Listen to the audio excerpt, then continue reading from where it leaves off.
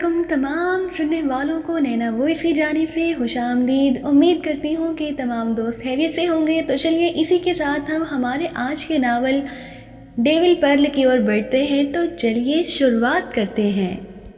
جس کا چہرہ اور جسم جوانوں جیسا تھا، صرف سر کے بالوں سے اس کی ادھیڑ عمری کا اندازہ ہوتا تھا، ورنہ وہ ہر لحاظ سے جوان آدمی دکھائی دیتا تھا۔ اس کے جسم پر انتہائی قیمتی کپڑے کا سوٹ تھا، اس کا چہرہ بڑا اور ہر قسم کی جھریوں سے یکسر حالی تھا۔ اس کی آنکھوں میں تیز چمک تھی، جسم صحت مند اور خاصا سیڈول نظر آ رہا تھا۔ وہ کرسی پر بیٹھا شراب کی بوتل منہ سے لگائے شراب پینے میں مصروف تھا۔ میز پر 2 مختلف رنگوں کے فون اور رائٹنگ ٹیبل جیسا سامان بھی موجود تھا۔ وہ آدمی شراب کی چسکیاں لے رہا تھا کہ اچانک باہر سے ایک تیز اور اونچی سی آواز سنائی دی۔ کیا میں حاضر ہو سکتا ہوں پروفیسر وکٹر؟ بولنے والے کا لہجہ انتہائی مؤدبانہ تھا۔ اس آدمی نے چونک کر کھلے ہوئے دروازے کی طرف دیکھا اور اس کے ساتھ ہی اس کے چہرے پر ہلکی سی مسکراہٹ تیر گئی۔ آ جاؤ گوچر، پروفیسر وکٹر نے اونچی آواز میں کہا، تو دوسرے لمحے دروازے سے ایک لمبے قد اور دبلے پتلے جسم کا مالک بوڑھا آدمی اندر داخل ہوا۔ اس کی کمر تھوڑی سی جھکی ہوئی تھی، لیکن اس کی آنکھوں میں تیز روشنی تھی۔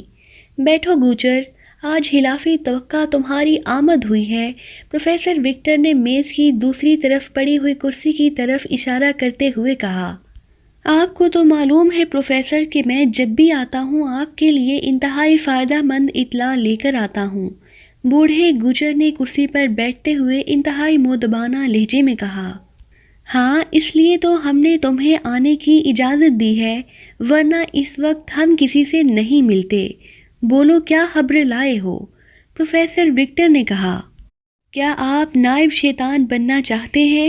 گوچر نے آگے کی طرف جھکتے ہوئے بڑے پراسرار لہجے میں کہا۔ نائب شیطان؟ کیا مطلب؟ وضاحت سے بات کرو، پروفیسر وکٹر نے چونک کر اور حیرت بھرے لہجے میں کہا۔ بڑے شیطان کے دربار میں سب سے بڑا عہدہ، پوری دنیا پر حکومت، پوری دنیا کی تمام شیطانی طاقتوں اور ذریات پر حکومت، گوچر نے جواب دیا تو پروفیسر وکٹر کے چہرے پر شدید حیرت کے تاثرات ابھر آئے۔ ایسا کوئی کیسے بن سکتا ہے؟ سنا ہے صدیوں پہلے ایسا عہدہ تھا، لیکن پھر ختم کر دیا گیا۔ کیا یہ عہدہ دوبارہ قائم کیا جا رہا ہے؟ پروفیسر وکٹر نے حیرت بھرے لہجے میں کہا۔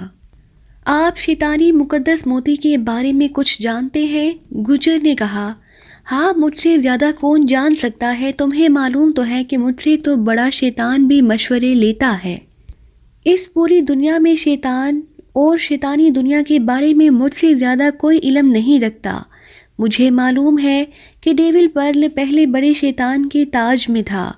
بڑے شیطان نے اس کے تحت لاکھوں انتہائی طاقتور قوتیں رکھی ہوئی تھیں، اور جسے بڑا شیطان اپنا نائب بناتا تھا اسے یہ موتی دیا جاتا تھا تاکہ اس کے تحت لاکھوں قوتیں اس کی ماتحتی میں آ جائیں۔ لیکن پھر روشنی کی کسی بڑی طاقت نے یہ موتی کہیں چھپا دیا، اور بڑا شیطان بھی روشنی کی اس بڑی طاقت کے سامنے بے بس ہو گیا، اور آج تک یہ موتی دوبارہ دستیاب نہیں ہو سکا۔ البتہ 100 سال گزرنے کے بعد یہ موتی خود بخود ظاہر ہو جائے گا، اور اس کے تحت تمام طاقتیں دوبارہ متحرک ہو جائیں گی۔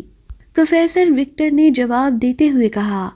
یہ معلوم ہو گیا ہے کہ یہ موتی کہاں چھپایا گیا ہے؟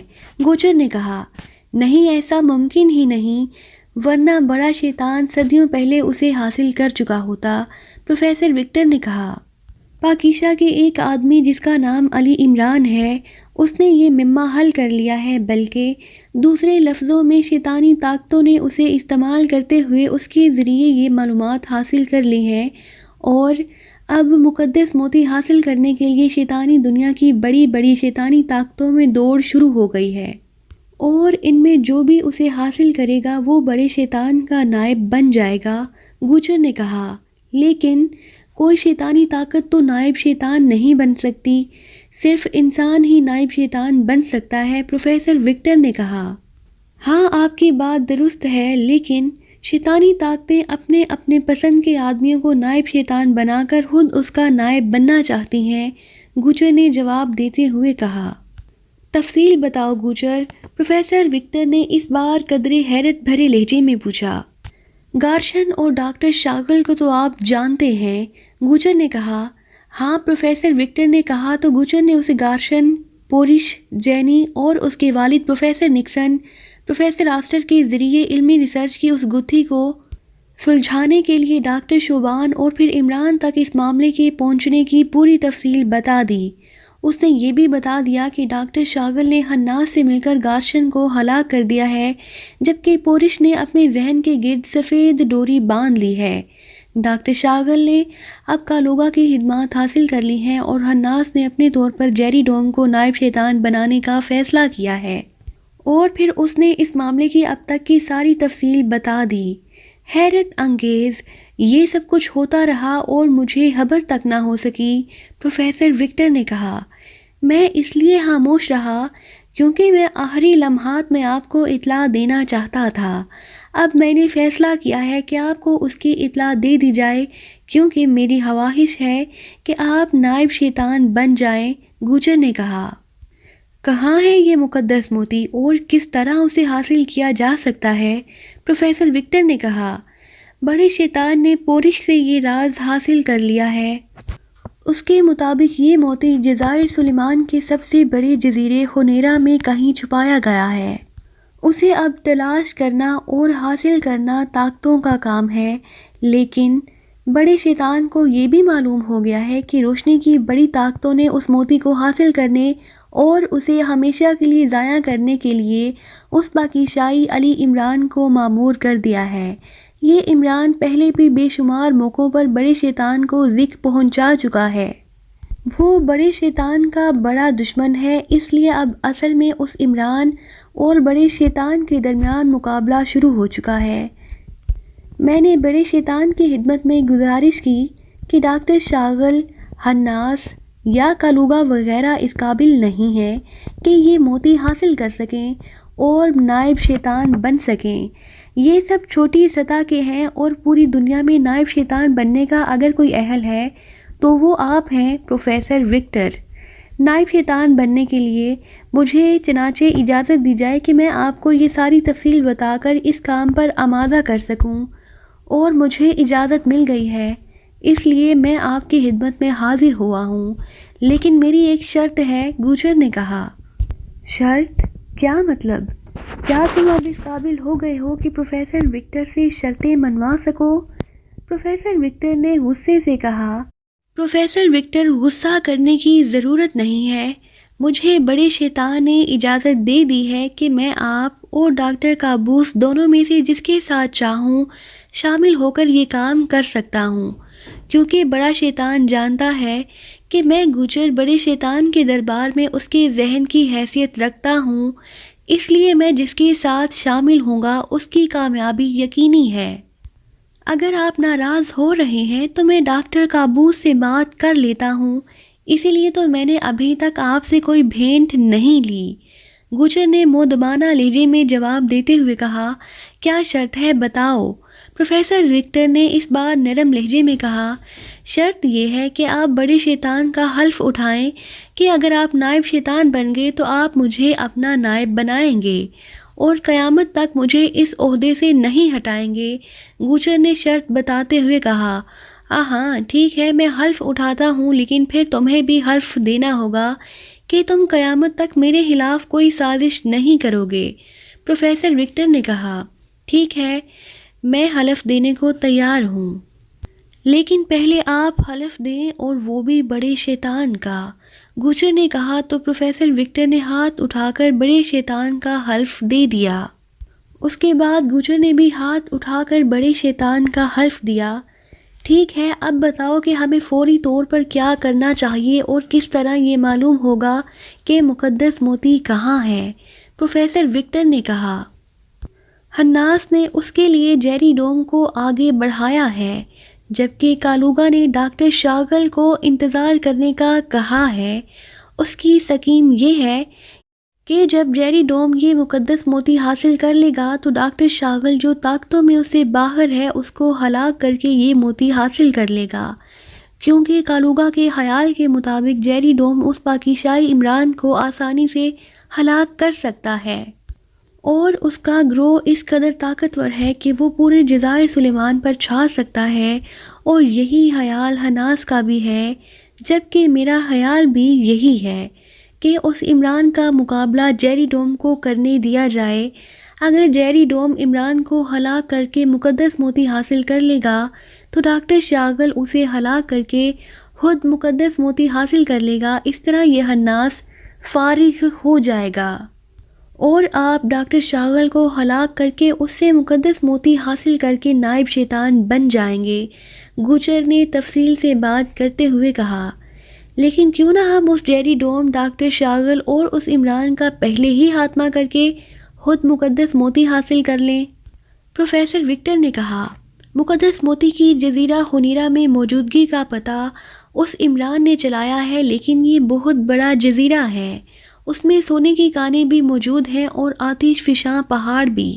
ابھی تک اس بات کا علم کسی کو بھی نہیں کہ یہ مقدس موتی خنیرہ کہاں موجود ہے، حتیٰ کہ بڑے شیطان کو بھی اس کا علم نہیں، کیونکہ اس موتی کے گرد روشنی کی اس عظیم طاقت نے خصوصی حصار باندھ دیا تھا، اس لیے کوئی شیطانی طاقت اول تو اس تک پہنچ نہیں سکتی، اور اگر پہنچ بھی جائے تو اسے حاصل نہیں کر سکتی۔ لیکن یہ بات بڑا شیطان بھی جانتا ہے، اور میں بھی، کہ اگر اس موتی کو کوئی حاصل کر سکتا ہے تو وہ دو آدمی ہیں، ایک تو پاکیزائی عمران اور دوسرا جیری ڈوم۔ اس لیے پہلے مقدس موتی کو باہر آنے دیں، باقی کام تو ہم آسانی سے کر سکتے ہیں، گوچر نے جواب دیتے ہوئے کہا۔ لیکن اگر ہم ان سب کا خاتمہ کر دیں اور 100 سال مزید انتظار کر لیں تو یہ مقدس موتی خود بخود باہر آ جائے گا، پھر ہم اسے حاصل کر لیں گے۔ پروفیسر وکٹر نے کہا، نہیں، اس صورت میں یہ مقدس موتی خود بخود بڑے شیطان کے پاس پہنچ جائے گا، اور پھر اس کی مرضی کہ وہ اسے اپنے پاس رکھے یا کسی کو دے دے، اور بڑے شیطان کو نہ آپ مجبور کر سکتے ہیں اور نہ کوئی اور، گوچر نے جواب دیا۔ ہاں، تمہاری بات درست ہے، تو ہمیں انتظار ہی کرنا ہوگا، پروفیسر وکٹر نے کہا۔ ہاں، آپ انتظار کریں، جبکہ میں تمام حالات کا جائزہ لیتا رہوں گا، اور جیسے ہی مقدس موتی کی نشاندہی ہوگی میں آپ کو فوری طور پر اطلاع دے دوں گا، اور آپ فوراً کارروائی کر کے اسے حاصل کر لیں گے۔ پھر بڑا شیطان آپ کو لازماً نائب شیطان بنانے پر مجبور ہو جائے گا، اور آپ مجھے اپنا نائب بنا لیں گے۔ اس طرح بڑے شیطان کے دربار میں آپ کو اور مجھے دونوں کو سب سے بڑی حیثیت حاصل ہو جائے گی۔ گوچر نے جواب دیتے ہوئے کہا، ٹھیک ہے، مجھے تمہاری بات منظور ہے۔ پروفیسر وکٹر نے کہا تو گوچر مسکراتا ہوا اٹھ کھڑا ہوا۔ اب مجھے اجازت، گوچر نے کہا تو پروفیسر وکٹر نے اس بات میں سر ہلا دیا، اور گوچر مڑ کر دروازے کی اور بڑھتا چلا گیا۔ آفس کے انداز میں سجے ہوئے ایک کمرے میں میز کے پیچھے ریوالونگ چیئر پر ایک گینڈا نما آدمی بیٹھا ہوا تھا۔ میز پر کئی رنگوں کے فون سیٹ رکھے ہوئے تھے۔ گینڈے جسم کے مالک اس آدمی کا چہرہ بھی اس کی جسامت کی طرح بڑا تھا، بالکل بلڈاگ جیسا۔ اس کی آنکھیں چھوٹی تھیں، لیکن ان میں تیز شیطانی چمک تھی۔ اس کی پیشانی اس قدر تنگ تھی کہ آنکھوں اور بالوں کے درمیان صرف ایک لکیر سی دکھائی دے رہی تھی۔ اس نے بال پیچھے کی طرف کر کے جمائے ہوئے تھے، اس کے دونوں کانوں میں پلاٹینیم کے 2 بالیں موجود تھے، اور اس نے سیاہ رنگ کا سوٹ پہنا ہوا تھا۔ وہ کرسی پر نیم دراز تھا، اور اس کا انداز ایسا تھا جیسے تھک کر اب آرام کر رہا ہو کہ اچانک میز پر پڑے ہوئے سیاہ رنگ کے فون کی گھنٹی بج اٹھی تو اس نے ہاتھ بڑھا کر ریسیور اٹھا لیا۔ جیری بول رہا ہوں، اس نے پھاڑ کھانے والے لہجے میں کہا۔ کارسن بول رہا ہوں چیف، دوسری طرف سے منمناتے ہوئے لہجے میں کہا گیا۔ ہاں بولو، جلدی بولو، جیری ڈوم نے اس کی طرح پھاڑ کھانے والے لہجے میں کہا۔ آپ کے حکم پر بلیک ڈیتھ کے افراد کو پاکیزہ بھجوایا گیا تھا تاکہ اس پاکیزائی عمران کا خاتمہ کرا دیا جائے۔ ابھی بلیک ماسٹر نے اطلاع دی ہے کہ پاکیزائی عمران ملک سے باہر گیا ہوا ہے، اس لیے اس کے آدمی واپس آ گئے ہیں۔ اب کیا حکم ہے؟ دوسری طرف سے اسی طرح منمناتے ہوئے لہجے میں کہا گیا۔ میں نے جو حکم دیا ہے اس کی تعمیل ہونی چاہیے، سمجھے؟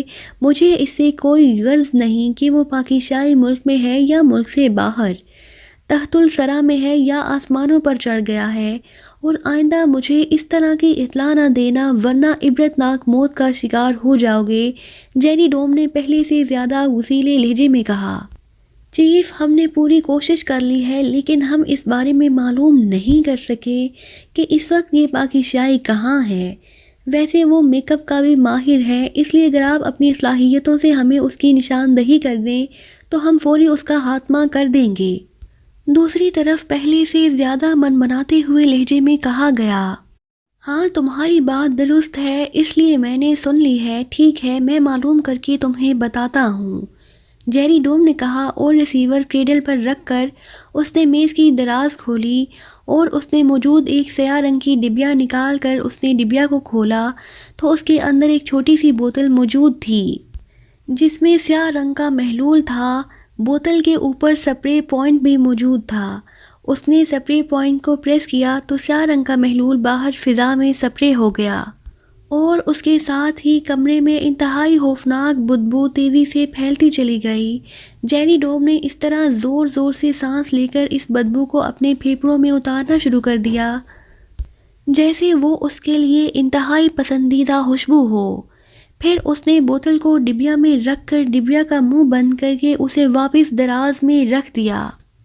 تھوڑی دیر بعد دروازہ کھلا اور ایک گنجا آدمی اندر داخل ہوا۔ اس کا چہرہ بگڑا ہوا سا نظر آ رہا تھا، جیسے اس کے جبڑے ٹیڑھے ہوں۔ اس کی آنکھیں حلقوں میں اس تیزی سے گھوم رہی تھیں جیسے سرچ لائٹس گھومتی ہیں، اور اس گنجے کے اندر داخل ہوتے ہی کرسی پر بیٹھا ہوا جیری ڈوم ایک جھٹکے سے اٹھا اور اس گنجے کے سامنے رکوع کے بل جھک گیا۔ کیوں بلایا ہے ہناس کو تم نے؟ بولو، گنجے نے تیز اور چیختے ہوئے لہجے میں کہا۔ 10 آدمیوں کی بھینٹ لے لو ہناس اور میری مدد کرو، جیری ڈوم نے بڑے مؤدبانہ لہجے میں کہا۔ ہا ہا ہا ہا، 10 آدمیوں کی بھینٹ؟ واہ، کہاں ہیں یہ 10 آدمی؟ ہناس نے اس طرح خوش ہوتے ہوئے کہا جیسے اسے کوئی پسندیدہ ترین غذا مل رہی ہو۔ میرے محل میں موجود ہیں، تہخانے میں، جیری ڈوم نے کہا تو ہناس تیزی سے مڑا اور کمرے سے باہر چلا گیا تو جیری ڈوم دوبارہ اپنی کرسی پر بیٹھ گیا۔ تھوڑی دیر بعد دروازہ کھلا اور وہ گنجا دوبارہ اندر داخل ہوا۔ اس کے دونوں ہاتھ خون سے بھرے ہوئے تھے لیکن اس کے چہرے کے عضلات مسرت سے کپکپا رہے تھے۔ واہ، تم نے 10 نوجوان اور صحت مند آدمیوں کی بھینٹ دے کر مجھے خوش کر دیا ہے۔ بولو، کیا چاہتے ہو تم؟ ہناس نے اس بار کرسی پر بیٹھتے ہوئے بڑے نرم سے لہجے میں کہا۔ تم نے کہا تھا کہ اس پاکیزائی علی عمران کا خاتمہ کرایا جائے۔ میں نے تمہارے حکم کی تعمیل کرتے ہوئے اپنے آدمی اسے ہلاک کرنے کے لیے پاکیزہ بھجوا دیے، لیکن ابھی مجھے رپورٹ ملی ہے کہ وہ ملک سے باہر ہے اور کوئی اسے پہچان نہیں سکتا کیونکہ وہ میک اپ کا ماہر ہے۔ اس لیے اس کی ہلاکت کے لیے ضروری ہے کہ اس کی نشاندہی ہو سکے، اور یہ کام تم کر سکتے ہو، جیری ڈوم نے کہا۔ تمہارے آدمیوں نے غلط بیانی کی ہے۔ تمہارے آدمیوں کو اس عمران نے پکڑ لیا تھا، پھر اس نے ان سے تمام معلومات حاصل کر لیں اور خود کہہ کر اس نے ان سے تمہارے ماتحت کو فون کرایا کہ وہ ملک سے باہر ہے۔ حالانکہ وہ پاکیزہ میں ہی موجود تھا، لیکن اب وہ پہلے والے حالات بدل چکے ہیں، اس لیے اب اسے ہلاک نہیں کرانا بلکہ اسے استعمال کرنا ہے، ہناس نے کہا۔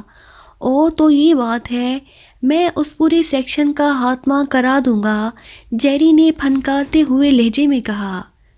وہ تم بعد میں کراتے رہنا، پہلے میری بات سن لو، ہناس نے منہ بناتے ہوئے کہا۔ ہاں بتاؤ، جیری ڈوم نے مؤدبانہ لہجے میں کہا۔ اس مقدس موتی کو حاصل کرنے کے لیے 4 طاقتوں کو بیک وقت کام شروع کر دیا ہے۔ ہناس نے کہا تو جیری ڈوم بے اختیار اچھل پڑا۔ 4 وہ کون کون سی؟ جیری ڈوم نے حیرت بھرے لہجے میں پوچھا۔ ایک تو تم اور میں، ہناس نے کہا تو جیری ڈوم نے اسبات میں سر ہلا دیا۔ دوسرا وہ پاکیزائی عمران، وہ مقدس موتی کو حاصل کر کے ہمیشہ کے لیے ضائع کرنا چاہتا ہے، ہناس نے کہا۔ اور تیسری اور چوتھی کون سی طاقتیں ہیں؟ جیری ڈوم نے آگے کی اور جھکتے ہوئے کہا۔ تیسری طاقت ڈاکٹر شاغل اور اس کا نائب کالوگا ہے۔ ان کا منصوبہ ہے کہ جیسے ہی تم مقدس موتی حاصل کرو، ڈاکٹر شاغل اپنی شیطانی طاقتوں سے تمہیں ہلاک کرا کر تم سے یہ مقدس موتی حاصل کر لے گا، ہناس نے کہا۔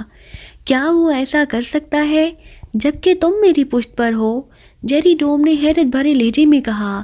وہ کوشش تو کر سکتا ہے، ہناس نے مسکراتے ہوئے کہا۔ اور چوتھی طاقت کون سی ہے؟ جیری ڈوم نے پوچھا۔ چوتھی طاقت پروفیسر وکٹر اور اس کا نائب گوچر ہے۔ ان کا منصوبہ ہے کہ تم سے اگر ڈاکٹر شاغل مقدس موتی حاصل کر لے تو وہ اسے ہلاک کر کے اس سے مقدس موتی حاصل کر لے، ہناس نے کہا۔ اور کیا وہ ایسا کر سکتے ہیں؟ جیری ڈوم نے حیرت بھری لہجے میں کہا۔ اس دنیا میں کوشش ہر ایک کر سکتا ہے، لیکن انجام کیا نکلتا ہے یہ کوئی نہیں جان سکتا، اس لیے وہ بھی کوشش کر سکتے ہیں، ہناس نے جواب دیا۔